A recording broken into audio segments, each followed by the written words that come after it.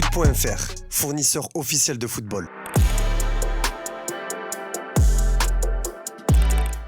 Salut à toutes et à tous et bienvenue dans ce nouveau JT Foot Mercato. Mission réussie pour nos bleus qui ont arraché un succès de prestige hier face à l'Italie. Après un match nul plus que décevant face à Israël, les hommes de Didier Deschamps se sont rachetés en battant la Squadra Azzurra sur le score de 3-1 grâce à un Rabiot auteur d'un doublé pour sa 50e cape. En s'imposant par 2 buts d'écart, les bleus chippent la première place du groupe qui leur permettra d'éviter de gros poissons en quart de finale. Sans Kylian Mbappé, l'équipe de France termine donc l'année 2024 sur une bonne note. Si certains joueurs comme Rabiot ou encore Digne, pour ne citer que, ont profité de ce rassemblement pour se refaire une santé, pour d'autres c'est plus compliqué.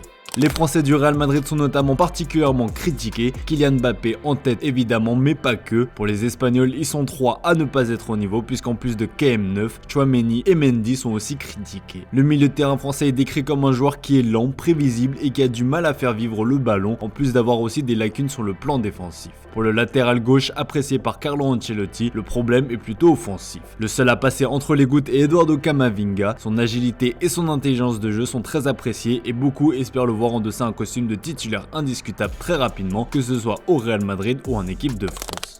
On reste dans l'Hexagone pour parler de l'actualité de notre championnat avec le Paris Saint-Germain qui garde toujours un œil avisé sur les talents du championnat portugais et plus particulièrement ceux du SL Benfica. Après Gonçalo Ramos lors de l'été 2023 et João Neves l'été dernier, le club parisien a des vues sur le défenseur Tomás Araujo. Son nom a déjà été associé au club de la capitale ces derniers mois et Record assure que le PSG est toujours dans le coup. Le journal portugais explique que Benfica n'a aucune intention de vendre son joueur sauf si un club venait à lever la clause libératoire qui s'élève à 100 millions d'euros.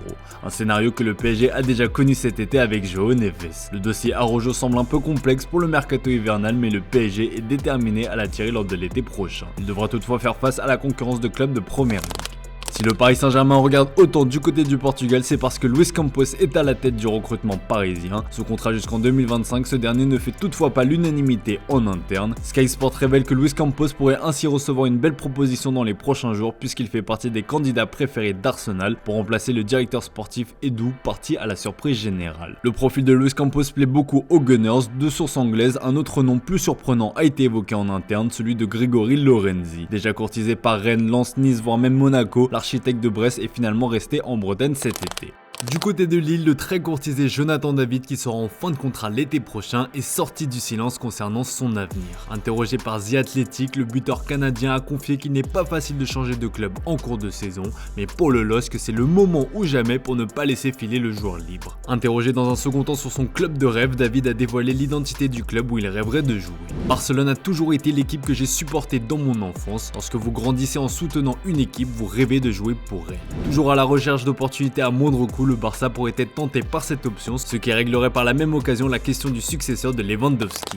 À l'étranger, l'avenir de Neymar Jr ne cesse de faire parler. Ces dernières semaines, il a été question d'un retour à Santos, son club formateur, un dossier qui fait pratiquement la une tous les jours au Brésil et ce week-end, certains journalistes outre-Atlantique ont même évoqué l'existence d'un accord entre les deux parties. Face à toutes ces rumeurs, l'entourage du joueur a pris la parole pour faire le point. Il n'y a pas de discussion pour un départ de l'Arabie Saoudite de Neymar. Il est sous contrat et est heureux là-bas. Le père de Neymar et moi sommes les seuls qui puissons parler de l'avenir de Ney. Je ne sais pas d'où viennent les rumeurs récentes, a ainsi indiqué Pini Zahavi, agent de la star brésilienne, au journaliste Fabrizio Romano. Un message clair, reste à savoir si c'est du bluff ou non. Mais une chose est sûre, le joueur de 32 ans n'a jamais caché son envie de retourner au pays, un désir qui est cependant loin d'être partagé par tous au Brésil puisqu'il vient tout simplement de se faire recaler par les deux premiers du championnat brésilien. Présidente de Palmeiras, Leila Pereira a sorti la sulfateuse au moment d'évoquer un possible intérêt pour Neymar. Palmeiras n'est pas un service médical, je veux quelqu'un qui vienne immédiatement, qui puisse jouer demain si le coach le souhaite. Je n'accepterai pas que nous signions un joueur inapte à jouer, a-t-elle lâché. Le président de Botafogo, Melo, a aussi été très cash quant à une arrivée du Brésilien. Neymar, Dieu nous en préserve. Il est au niveau de Messi et meilleur que Cristiano Ronaldo, mais il a ruiné sa carrière qui a abouti à cette blessure qui a duré environ 1 an. Et maintenant, il est à nouveau blessé, a-t-il lâché lors d'une interview accordée à la chaîne Rezena Alvinegra.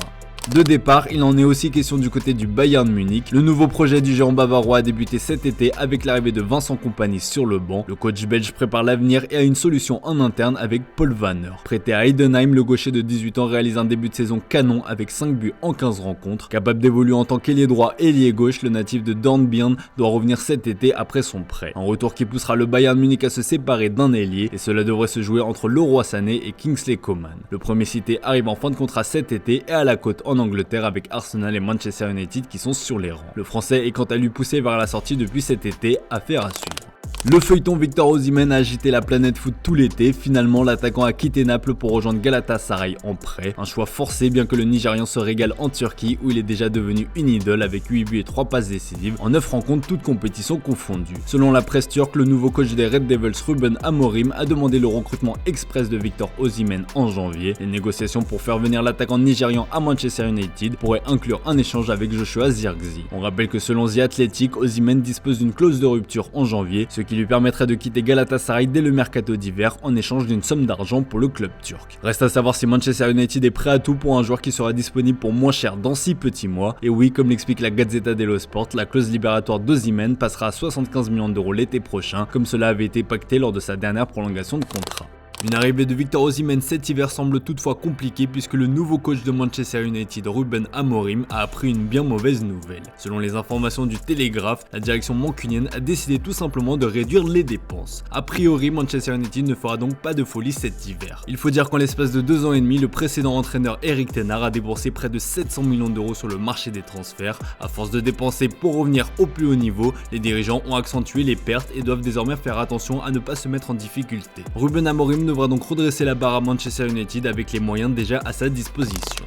Coup de tonnerre à Madrid avec le potentiel départ de Diego Simeone, légende vivante de l'Atlético de Madrid. Alors qu'El Cholo s'apprête à fêter ses 13 années passées à la tête du club rojiblanco, les colchoneros se seraient mis en quête d'un nouveau coach selon Relevo. Bon, attention, pas question de limoger Diego Simeone dont le contrat court jusqu'en 2027. Le média précise que l'Atlético est plus dans l'anticipation et ne veut surtout pas se trouver au dépourvu le jour où El Cholo décide de mettre les voiles. Plusieurs noms de coachs sont cités pour le remplacer: Luis Enrique du PSG, le sélectionneur espagnol Luis de la Fuente, Julen Lopetegui, Mauricio Pochettino, le coach de la réserve des Colchoneros Fernando Torres ou encore Unai Emery. Une chose est sûre, celui qui succédera à Diego Simeone aura une lourde tâche à assumer.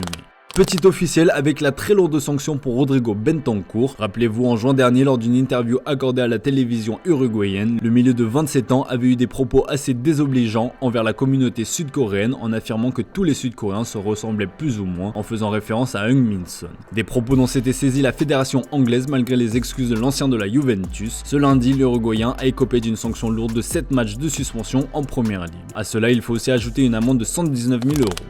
Allez, on se quitte avec l'image du jour les amis, nos bleus qui font la fête après le succès face à l'Italie, ce sont des images rares cette année, alors profitons-en. Rendez-vous l'année prochaine pour revoir nos bleus avec, on espère, de bien meilleurs résultats. Voilà, c'est tout pour aujourd'hui les amis, merci pour votre fidélité, très bonne journée à vous. Comme d'hab, on se retrouve dès demain pour de nouvelles vidéos sur Foot Mercato. Super petit bleu. Aïe, aïe.